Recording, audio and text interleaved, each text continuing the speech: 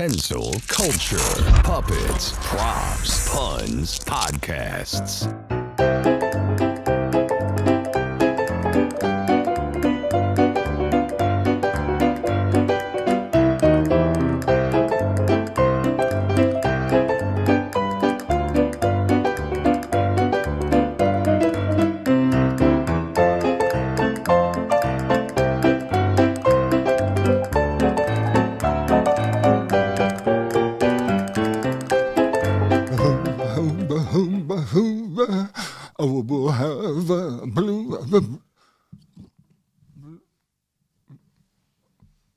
Sorry, John.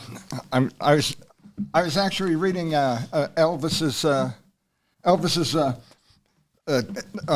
recipes here, and he has one for a meatball sandwich. I know you're crazy about meatball sandwiches here on Kensil Culture once again. Ladies and gentlemen, I can't believe that Elvis at one time ate meatball sandwiches, okay? Because isn't that your favorite food? I think that's one of your... Meatball Supremes, in fact. You talk about them all the time, okay? And he had a lot going on for himself, Elvis.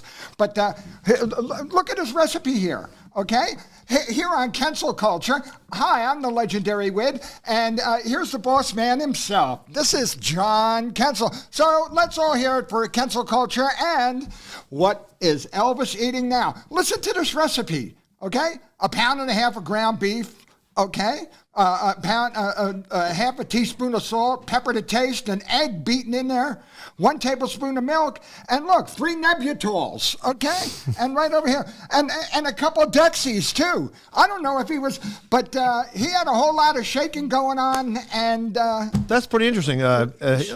Shake and bake. Look, he has a black tar heroin lasagna. Oh my God, Elvis was all out there. Percocet cauliflower. Yeah, it is right there. The Dr. Nick burger. Yeah. How could they? I can't conceive doing. I've smoked things, but I've never.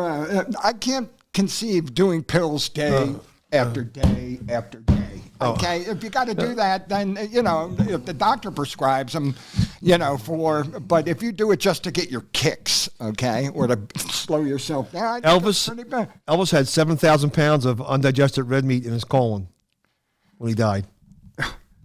Well, John, they thought you were a drug dealer. I heard it. No, a couple of people, when you came into the room, they says, there's 150 pounds of dope right there. Okay, I'm John, I'm only saying, there's no syringe benefits here. Where's the ejection seat? Little things out of the way here. A viewer named Al Smith says that he hates the puppets and stuff like that, but he sent something in to help out the puppets. All right. Okay. How could he not like puppets? That is like something. Right. He sent. We have a puppet. He didn't send this in though, but he goes, John, you got to spruce up the puppets. And I don't know how he can see his depth perception, but he sent a little cowboy hat in, and right there's a little head right there. Oh, and look, he knew Elvis's prescription drugs too. Look, he's got a monkey on his back. You happy, Al? And you happy now, Al? Yeah. Boy, what a Karen he is. No, that was neat. Al, Wig, did you ever meet Elvis or any of the Jordanaires? No, I met Carl Perkins, who actually wrote Blue Suede Shoes. And I bought something of Carl Perkins at an auction. What was that?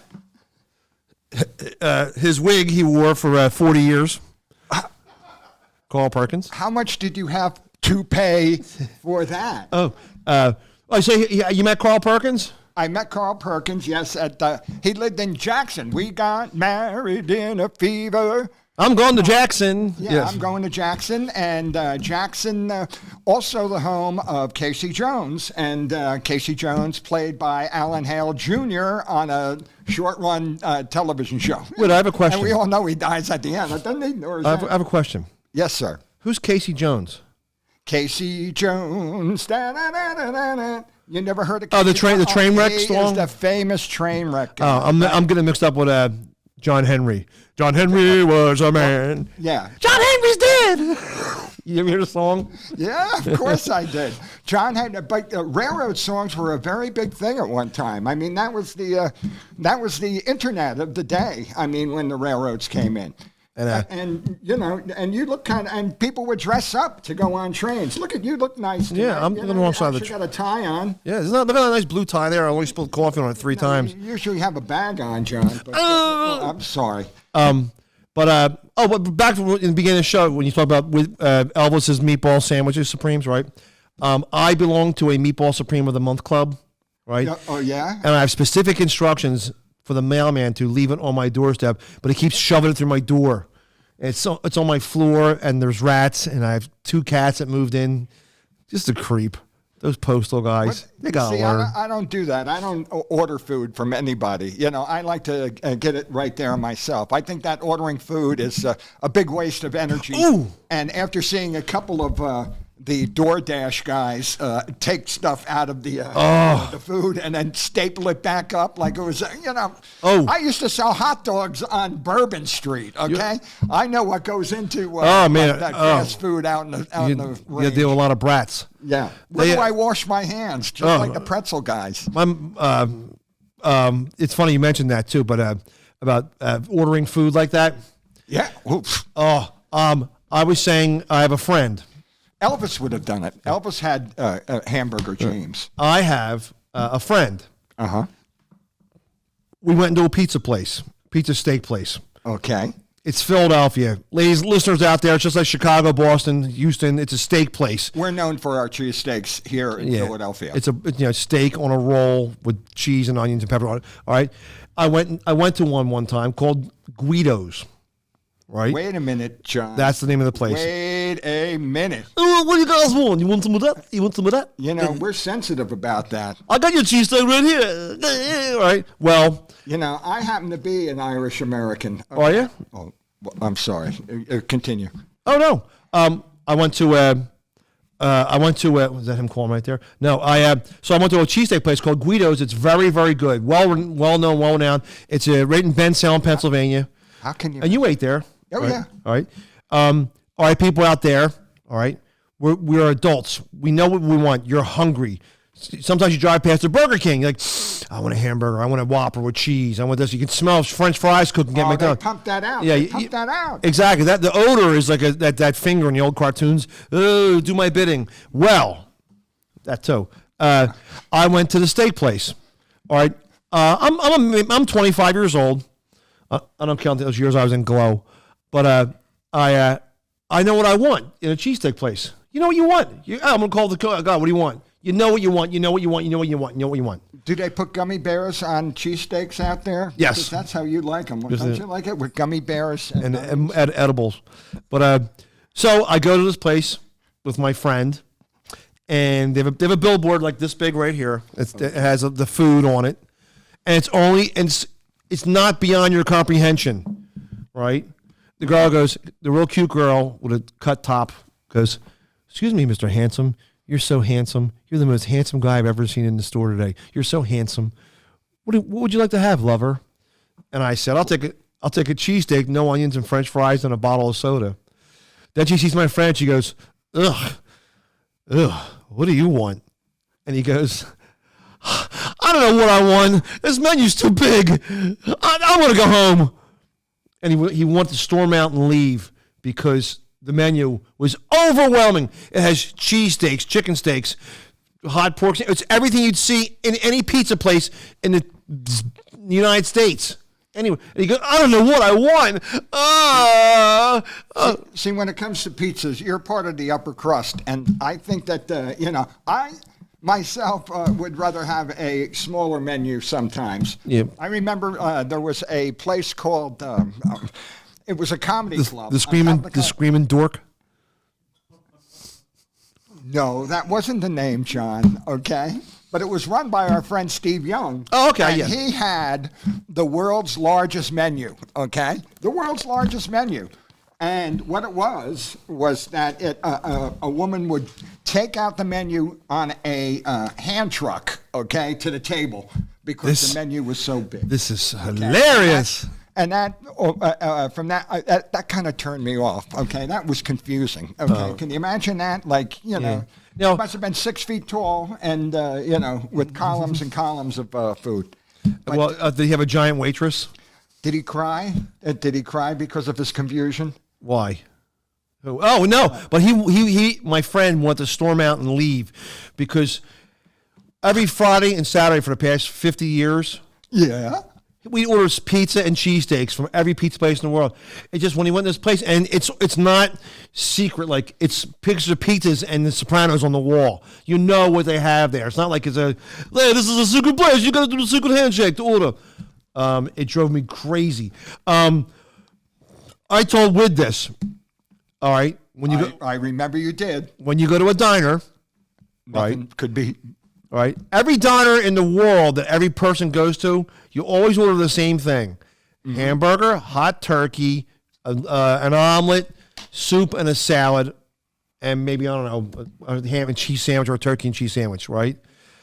I hate going with certain people to a diner, and the waitress goes, "Do you need a minute?" And my friend goes, "Yeah, could you?" Because that means she's not coming back for 20 minutes and I'm starving. Like, who the F doesn't know what a freaking diner has? Oh, I'm so confused. Oh, and I've been out with diners with my friends, my friend, the X-rated bus driver. We're in the Poconos, and he orders, what's scrod? Is some kind of fish? Squad is... not squab, I think scrod. it's the plural of... I think it's the plural of squid, isn't it? Yeah, sorry. The legendary squid? He ordered a scrod sandwich. Right? Here a squad sandwich. All right. I'm like, we're 500 miles from the ocean, you baboon, right? At a diner in the Poconos, right? Right? There's like shotguns on the wall. And tried a moose soup. Yeah, there's a stuffed bear in the men's room with a banana hammock. And he's there, and he was a scrod, which means it was probably frozen for 14 years by the Iceman on HBO, right? And she brings it out. And I order what you're supposed to order. Hamburger, cheesesteak, whatever. Same, right? He orders it, and he goes, ugh. What did I get this for? And he does it all the freaking time. When we went to somewhere else, even further up the mountains, like Erie, even further up Tioga County. It's hillbillies, right?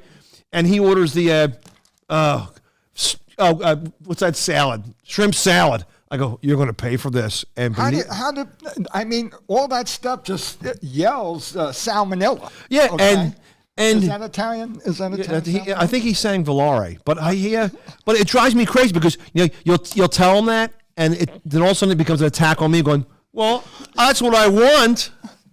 Like, Gotten Himmel. Well, we were brought up right, John. Okay, we were brought up right, and I know that the Irish culture are a little bit they're skeeved by things. Okay, much more than Italian people. Italian people, God bless them. If you throw it in the gravy, they'll eat it. Now, it may sound like I was picking on my certain friend. My mom used to do that all the time. We'd go to a diner, right, and she would always order some kind of seafood thing that's weird, like grouper omelets and calamari. Yeah, pancakes, a crawfish milkshake. Yeah, exactly, right. And she would take one bite and go, ugh. And the waitress would come over and say, "Is there a problem, miss?" And my mom would go, "I think this is off." Oh, all right. Good. I like it was so embarrassing, right? And then you don't order seafood ever. You can be on a boat and catch seafood. You don't order it because you ever catch a fish off the Jersey Shore? It's wearing like an Ed Hardy T-shirt. Well, it gives me a headache too. Okay, I'm telling you, it might be a little peer pressure you have over there. Okay, and I'm not. I'm just saying. No. What's he doing there? What's he doing? I'm just dropping you a line. Okay, come on, be real. Gotten him. Right, John. Can we see that? Who cast him anyway? All right. I fell for that. Flounder. Hook, line, and sinker. Now, well, you have glasses. Yeah. You grew up in New Jersey. Yeah. There was diners on every corner. Every corner there was a diner in New Jersey. Did you ever go to the diner? Yeah. The TikTok diner from The Sopranos?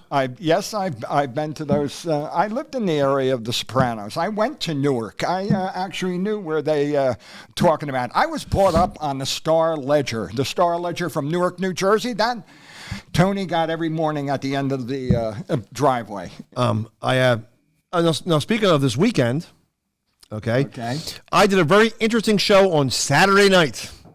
Oh. I did a giant AA meeting. And they had What was that, for the auto club? Yes, AAA. All right, it was in a church basement. What was that, a second-rate baseball team? Yeah, AAA, Double A, yes. And I'm sorry. check this out. It was in Percy, Pennsylvania. Right? Percocet, Pennsylvania? Might as well have been, right? That's a bad name for a town to have a recovery meeting. It was a church called St. Andrew's Lutheran Church. Okay. Right. Well, St. Andrew is he's the I patron saint of Scotland. and he's also the patron saint of Sweater Vest.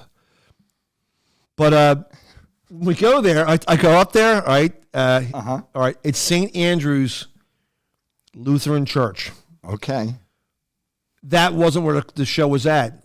1,000 feet was the St. Andrew's United Methodist Church. That's where it was at. There's two St. Andrew's churches, both in like the Protestant denomination, 1,000 feet from each other, and they're two separate entities. I think that like the Scottish have some sort of separation of the ideals, like Right. like the Church of England, and I think it's the Church of Scotland. too. Yeah. Okay. Well, And put that in your bagpipe and smoke it. well, comedians out there, these sober shows are the best in the world. There had to be 200 people there. It was in a church basement I guess it was a church. There was a giant 10-foot crucifix behind us that had for the Protestant church. I don't know what that meant, but they had a meeting from 8 till 9, and people were giving their testimonials. Were you allowed to sit in on that? Yeah, even right. not being Right. a fall down drunk. Yeah. Yep. So, if you say you go on stage and now say my name is Wid. Hey, everybody, my name is Wid. Hey, hi, I'm Michael Baldwin, and I'm an alcoholic. Right. Is that The entire crowd would yell out, "We love you, Wid! Lots and lots and lots and lots and lots. We love you." All right. They were saying lots and lots. We love you, Wid, for support. And people tell I'm not putting it down. Their tales of woe and how they overcame their detriments, if that's a word. And we're in a church, and a girl goes up, and she's very attractive, and she told a story about her alcohol problem, and she goes, but she had to describe that the microphone she was talking into looked phallic, Okay. but she used a funny word for it that you hear on bus stops, and she's right behind a crucifix right there.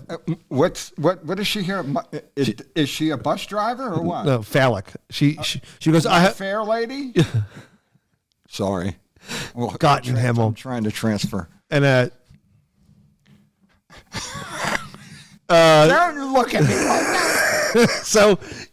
So she broke the ice because she cursed or used adult saucy language. She's very salty.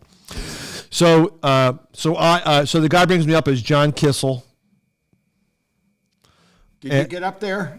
Oh, You said you weren't going to get up there, John. Did you get up there? yes, right. I got and I introduced the show. Told me he wasn't getting up there. So that's what I thought I wasn't. Right. I introduced the show. I know you're a closet drinker, John. No, I wish I was. But Don't plead the fifth. I said, thanks for coming out to the show night. We have an action-packed show for you guys. Please get ready for the other events they have here, like alcoholic drunk tanks, dunk tanks. And I said That was a Freudian slip if I ever heard one, John. and I said one joke, and then I brought up the axe. The first joke I said was, should I even say this? I got pulled over for a DUI in New Hope, Pennsylvania, but I got out of it because I blew a 5-0. So anyway, I brought the performers up. A very funny African-American lass, Zoe Dixon. Then I brought up a Vietnamese trans comedian named Tan Hoang, who was absolutely hilarious. Very, very, very funny. And there was no language restriction. Then my friend Danny Getz went up, and then Steve Young went up, the guy you talked about earlier, who founded the Comedy Works Comedy Club in Philly. Yes, a very funny man, and he's now called King of the Callbacks because he actually calls back everybody who went before him and what they did. And he's a very nice gentleman, a very nice family, and he was right there on the cutting edge. Oh, yeah. I mean, he bought Seinfeld and Jay Leno and all sorts of future stars.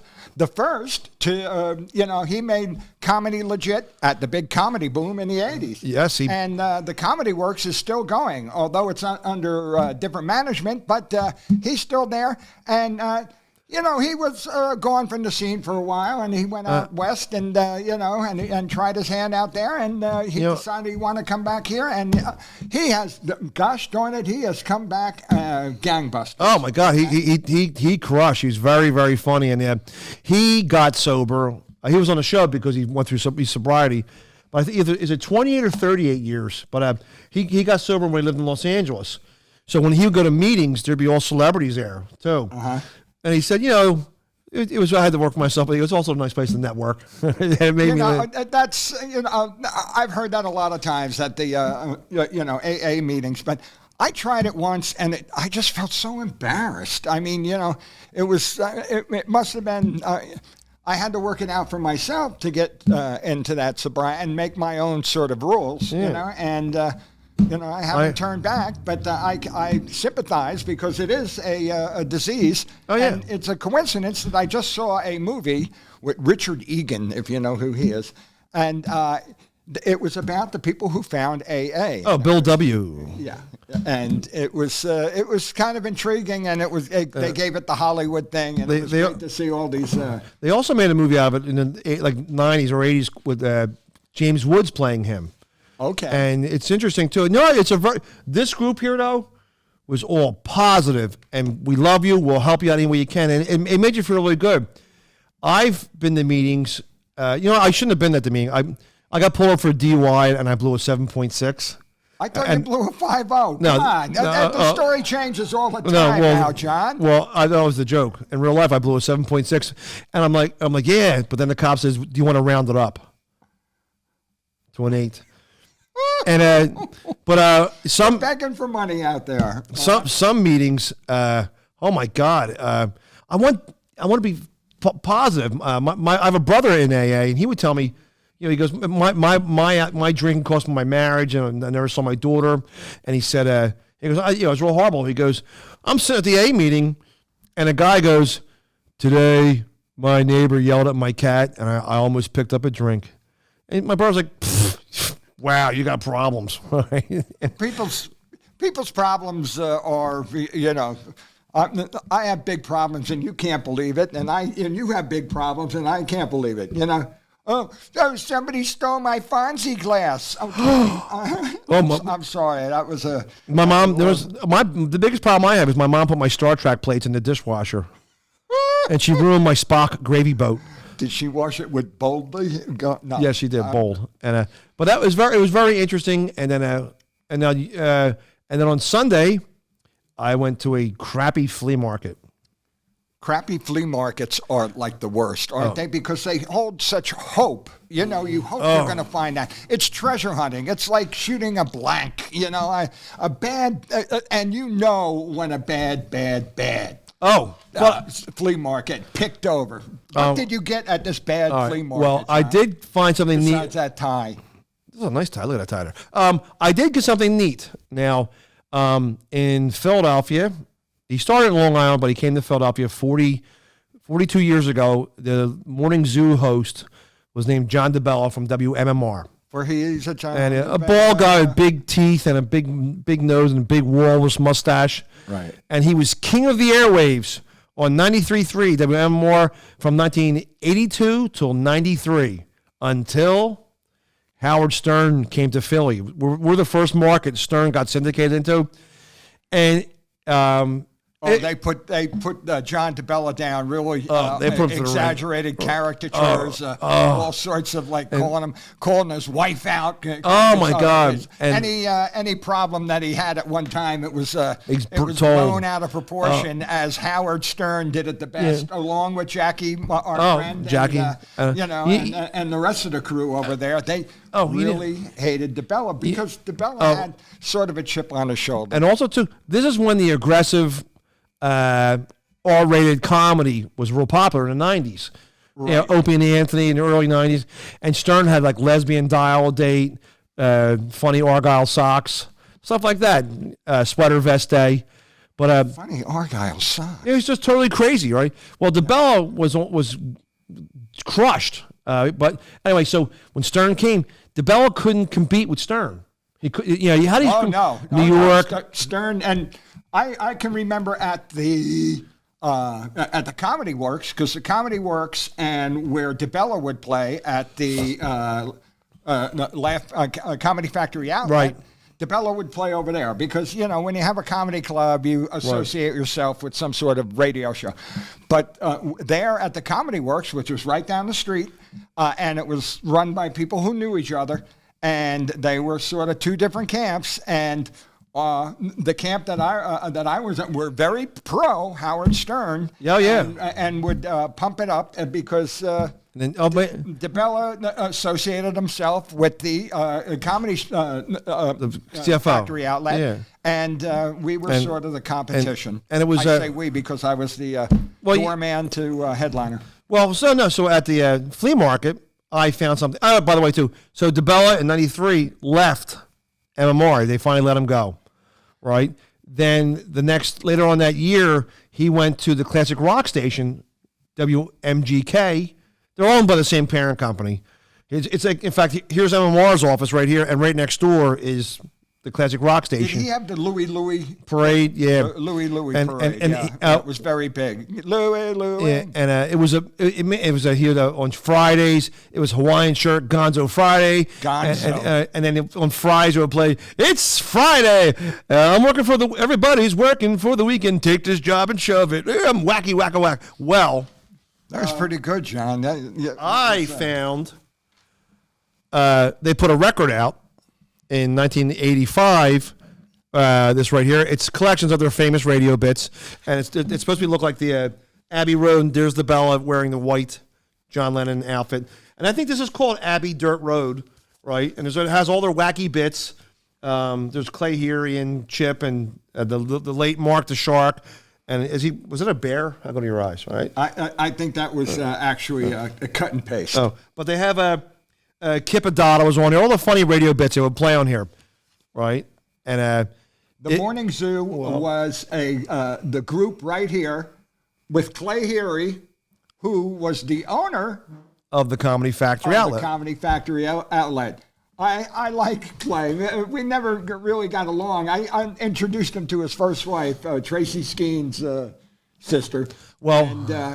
But DeBella was always a little bit too, I can say this. He was a little bit too full of himself. Full of himself. And, plus I had that, I grew out of my Hawaiian shirt. Oh, yeah. It was. He had a certain. It was like that wacky. Adolescent sort of attitude. And it was like the wacky, hey, Bill Murray, smart alecky, wackadoodle, saucy. Like you are sometimes. Oh, I'm sorry, John. Well, no. So, anyway, I got that record there. So, I went online. Okay. To see how much it's worth, and it's worth about $4, right? But I typed in Morning Zoo record. Here I found out something very interesting. The Morning Zoo format that DeBella did here in Philadelphia, right, was a syndicated program that was sent out to morning zoos across the country by Scott Shannon, a very popular DJ out of New York. He's still might hear his voice. It's Scott Shannon, America's Top 40. He's still on the air. What a great name, Scott Shannon. But what he did was he packaged bits, jokes, song parodies, funny guests, and we send them out across the country. So in Philadelphia, we had the Morning Zoo, and like Buffalo, they had the Nut Hut.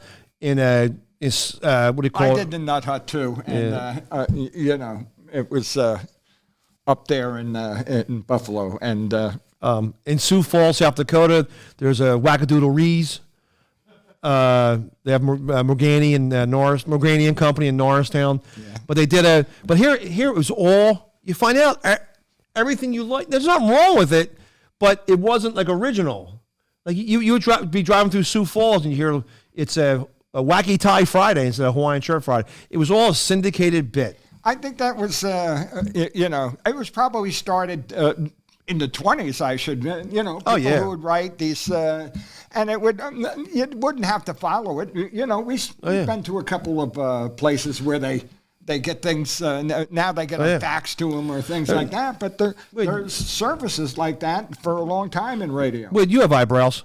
Yes, when I first started doing comedy, they had radio then? Yeah, it was on logs.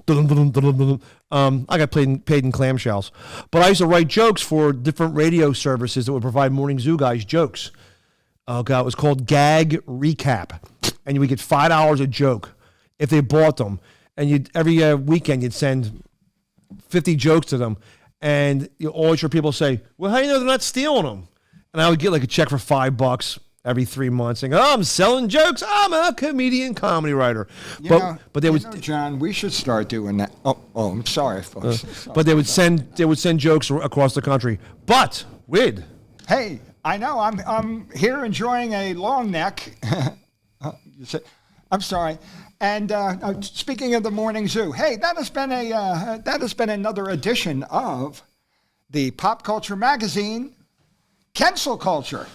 And for myself, the legendary Wid, and John Kensil, we're asking you to subscribe and hit that notification bell. And share it, please, everybody. And check us out on Facebook. And Sunny, too. And you can hear Kensil Culture on all podcast formats.